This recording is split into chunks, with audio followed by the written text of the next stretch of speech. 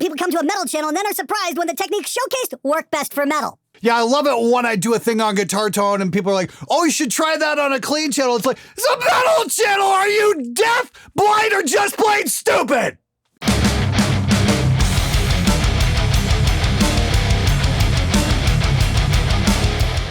Hey everybody out there in lockdown land, I just want to give a great big Merry fucking Christmas to each and every single one of you. And if you don't believe that bullshit like me, happy Saturnalia, have a great solstice, all that good stuff. Remember, what we're actually celebrating is the days getting longer if you're in the Northern Hemisphere. Anyway, so this is my weekly show where I try and answer your comments and questions to the best of my ability and put my knowledge of running a home studio working with local bands at your disposal. So if you've got a comment, you've got a question, you want to learn something about the art of recording or dealing with bands who are going to waste your fucking time and not want to fucking pay you, leave a comment below. I love hearing from you guys. Serious question. Can you record an amp directly into your recording equipment software without miking up a speaker? Yes, but you're going to want to put something in that signal path to make it palatable, and then you're going to want to use something called a cabinet impulse. Should really do a fundamentals video on this, why you need to use an impulse. I mean, like, I saw this happen quite a bit on Oldies But Baddies. There were a couple cool tracks that guys did who just recorded out of the direct outs out of their guitar amp, and they sounded like absolute shit. Seriously though, the sound coming directly out of the back of your amp is meant to go to a speaker. If you bypass that speaker and record directly to your recording hardware, your interface, what have you, don't hook up the speaker connection to that, by the way. That's a good way to blow your shit up. But if you're using just the direct signal out, like say the effects send or a direct output or something like that, that's still actually meant to go to a speaker. And it's gonna sound like deep fried testicles, and nobody wants that. You're gonna wanna get yourself a cabinet impulse to put on there. Now there's free impulse loaders out there that are like digital snapshots of a speaker mic combination and are much more pleasant to listen to. There's a whole art onto that, and we've got something really cool coming up in a little bit where you're gonna be able to load up 4 different impulses and mix those all together, and this is gonna be absolutely free to anybody out there who wants to use it. So that's gonna be pretty fucking cool as well. In the meantime, I'd recommend grabbing one of these. This is a 2 Notes Torpedo Captor X.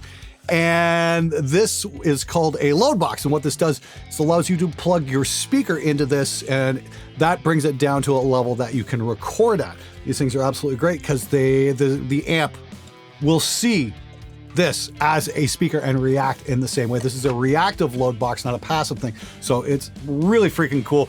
2 Notes makes a whole series of these. I've got the Torpedo Live sitting over here on the rack. I've also got the Torpedo Reload. There's the Torpedo Studio. They did the Captor there a couple years ago, and this is the Captor X. It's got a few extra bells and whistles, including a couple of impulses loaded directly on and stereo outputs as well. This is the king of the hill, in my opinion. Mesa Boogie tried to do something similar. They actually licensed some tech off 2 Notes, but they had some grounding issues with it. This one's cheaper and cleaner. All right, everybody, today's episode is brought to you by World of Warships.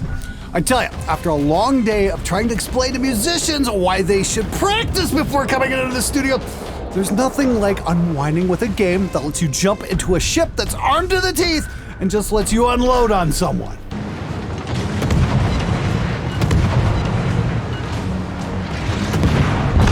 Yeah! All right. What's great is you can play with your friends in division mode, and the team-based scenarios require different strategies and tactics. There's over 300 historical ships, and the graphics are wicked. Oh yeah, did I mention it's free to play? Yeah, there we go. We've destroyed an enemy cruiser. Click the link in the description below and you'll get yourself a massive starter pack including 7 days of premium. Now I'm enjoying this game so much that we're gonna be adding it to the Saturday night SMG Discord gaming sessions. So grab yourself a copy and I hope to see you in there. Now back to the show. Oh yeah, I almost forgot to mention, yes, since it's Christmas, I actually broke down, I got myself a Christmas present. I got myself an actual Macross Valkyrie Skull 1. I wanted one of these since I was 15. I was a gigantic fan of the English rework of this called Robotech, which was on TV in the 80s. I've still got all my beta tapes full of all the Robotech episodes. And it's also on Amazon Prime in case you want to check it out. They've even got the original Japanese Macross series with English subtitles. I'm such a nerd, I actually sat down and watched every single last episode of Macross, like, I don't know how many episodes that was. It was a pretty lengthy show anyway, and The two were pretty similar, but even the guys who wrote Macross said that Robotech was really something special, and they kind of took everything in a whole new direction. It was really freaking cool. So anyway, wanted one of these since 1985, finally got one, so yes, doing adulthood correctly. That's what this is all about. Glenn, you really need to learn how to play guitar, man. Your right hand has no love for a good sound. Damn, dude, your guitar playing has massively improved over the years. Will you fuckers make up your minds? Speakers / cab are like 70% of the sound. I wish I'd known that before spending $1,000 on a tube amp and $200 on a cab after getting my first job. Yeah, this is something that doesn't quite come up as often as it should. You know, you can put a cheap amp into an expensive cab and it's going to sound awesome, whereas vice versa, maybe not so much, because the speaker is going to be the vast bulk of your sound. Fortunately, great speakers aren't going to break the bank. We've got some amazing offerings from WGS, which are made in the USA. The new Amperians are coming out, and I've just been talking with the guys at Eminence. I'm going to hopefully get to check out that new Mick Thompson speaker.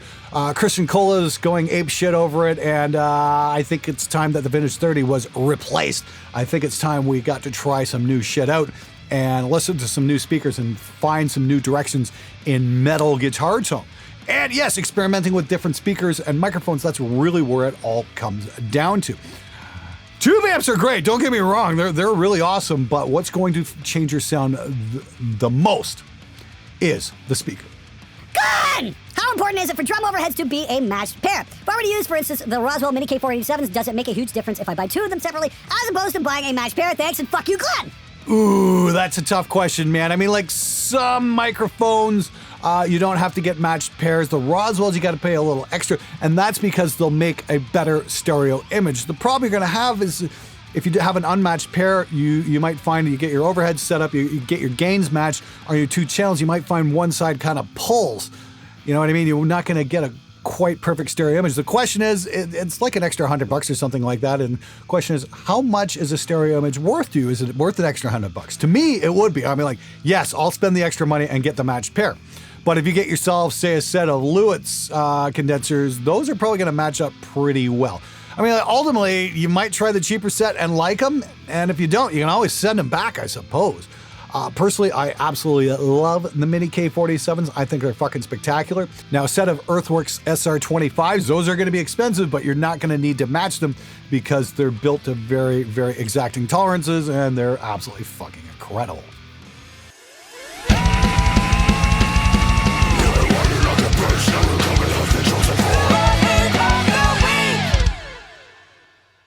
Holy shit, you know nothing about tone. Well, hey there, Morgan Wiener. I really appreciate you chiming in and letting us all know your opinion on my tone and my complete ignorance when it comes to that. So I'm going to ask you this. What is the Morgan Wiener lesson coming out? Where can I buy that? Please, enlighten me. Enlighten the entire channel, all 400,000 viewers. Let us know what is a good tone. Show us how to learn about tone and how to apply it, how to set the mic in the right place, how to dial the amp in, how to extract that amazing tone. I want to fucking learn because I am always down for learning new stuff, and I await your instructions. Please, let us fucking know. Oh, it's Weimer, sorry. The constant promoting of those pathetic little guides of yours and your pals, which, by the way, contain info found in abundance for free on YouTube and forums, is getting really tiresome. Well, dude, the thing is, you don't actually have to watch those videos if you don't want. It's not like I've got 1,000 other videos on this channel or something like that. Yeah, I don't know, just go down the list. Maybe you'll find something you like. Is it really that difficult? Now, here's the thing about those lessons. It allows me to fund other things like Fearless Gear Reviews, where I can go out and buy shit and give you an actual honest review without any kind of corporate fuckery whatsoever. Figured you guys would like something like that. Nobody's forcing you to watch the little conversation videos I have with, say, Adam or Scott. But for those of you guys who bought those lessons, I am ever so grateful, and so are Adam and Scott, because those are really cool lessons. Of course, we are all eagerly awaiting Morgan Wiener's lesson, so when that finally comes out, you can be sure I'm going to promo the living shit out of it right here on Spectre Sound. In fairness, Glenn, recording and mixing real drums isn't just difficult, it is logistically hugely challenging. You can be a great mixing engineer, but may still not be able to record a live kit due to logistics. No offense meant, just thought it was worth pointing out. Hey, Neil, no offense taken. I think you've got a very valid point, but here's my thing, is if you don't know how to mix live drums, you're not going to be a great mix engineer. There's just no getting around it. I mean, like, I had a conversation with somebody once who does some lessons, and no, it's nobody who I'm associated with, who said, you know, they did a mix contest and threw live drums in, and what they got back was shocking because of the lack of knowledge when it comes to mixing live drums, because they don't mix like samples. It's a completely different skill set. Yes, it's tough. I understand it. It's tough from a logistics standpoint too, but the question is, do you want to be a fucking mix engineer, or do you want to stay in your bedroom the rest of your life? You know, do you want to work with local bands who are going to come in and play live drums? Well, then figure out a way to make it happen. Yes, I get it. It's difficult, but that's why we do it, because it's challenging. I want to see you guys out there rise to the occasion. I'm trying to help out as much as I can. Check out my How to Record Heavy Drum series. Check out my How to Mix Heavy Drum series. All that shit has been there for years. It's yours for the taking. All you got to do is hit one of the playlists at the end of the show and fucking watch. Good luck to you guys, seriously. But I want to make this absolutely crystal clear to every single one of you guys out there. You should never be satisfied with good enough. Always push yourselves, and that means learning new techniques. Whether it be guitar recording or drum recording or working with samples or working with live drums, something like that. If you don't know, push yourself, learn more. If you played Harley Benton's Amarok without knowing the brand name first, how expensive would you have thought it was? That's a damn fine question. I mean, like, the quality of guitars has gone up so huge over the last 10 to 15 years. CNC manufacturers brought the quality level through the roof. So it's really getting hard to tell the $500 guitars apart from the $1,000 guitars, or even some of the $1,500 guitars. You're kind of a head scratcher.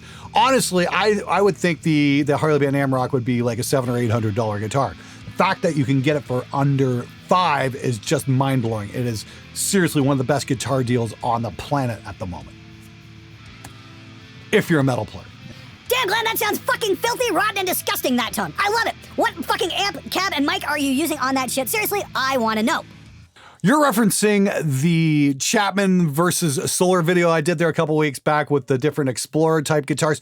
That was a Rev 120 Mark II into a Rev cab with WGS Veteran 30 speakers, and using 3 mics. I used a Lewitt 240 Pure? LCT Pure? I can never remember the fucking Lewitt mic names. It was the cheap condenser. It's like $150.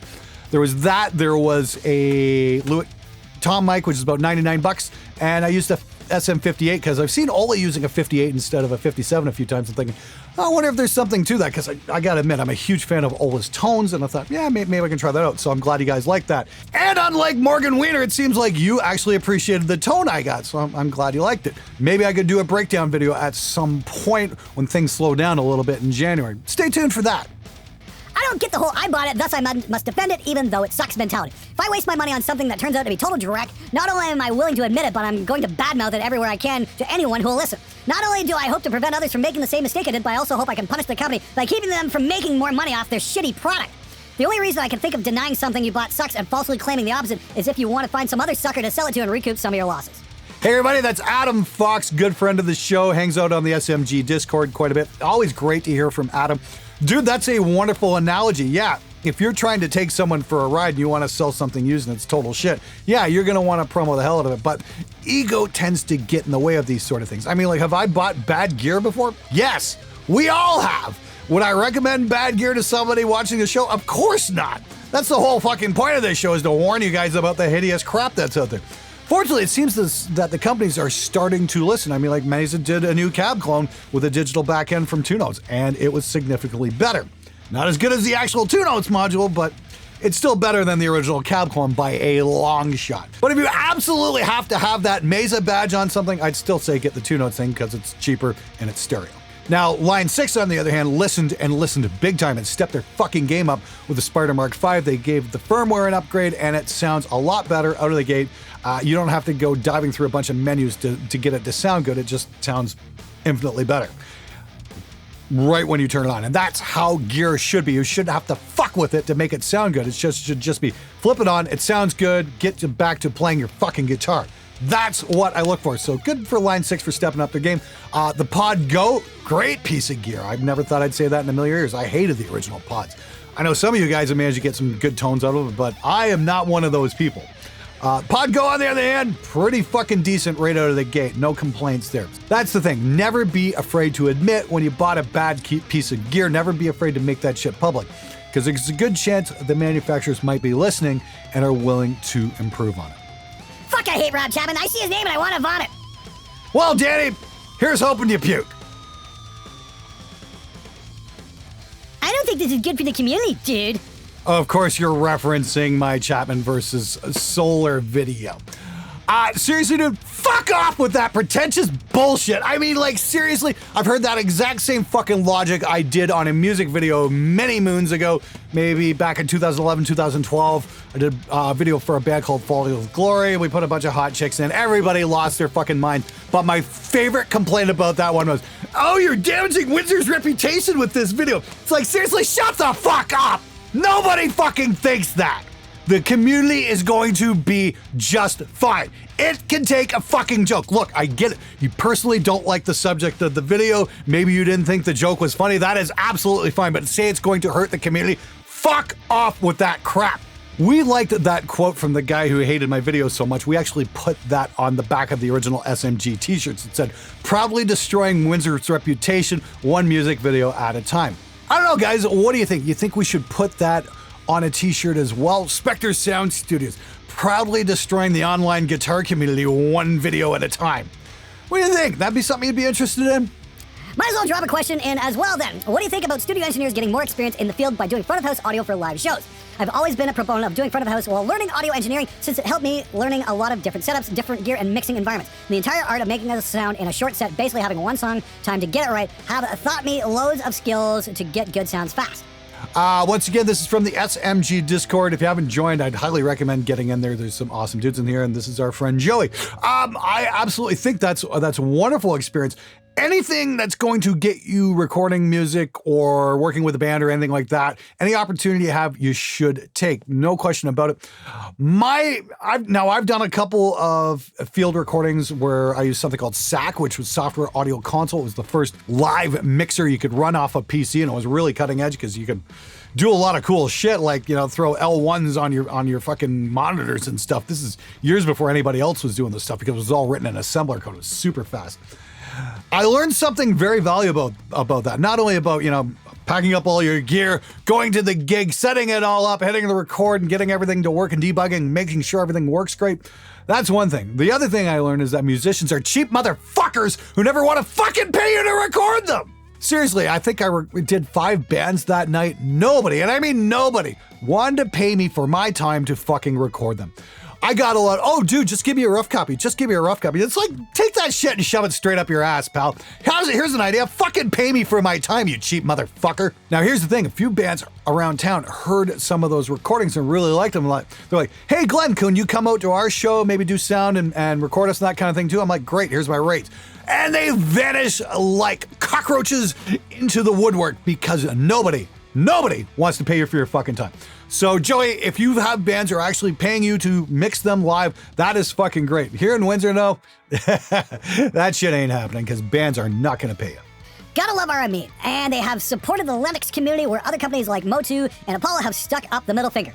Now, I'm going to go out on a limb here. I'm going to say, okay, that's awesome. The baby face, if it has Linux drivers, that's fucking amazing. Now, there's a reason I work with RME for in here in the studio. Got a Fireface UFX way back there. I use the Babyface Pro when I'm out on the road or I'm in LA or anything like that. These are my go-to pieces of gear because they are rock solid and they work. And they've got that awesome Total Mix software with a loopback function. It just makes life a whole lot easier.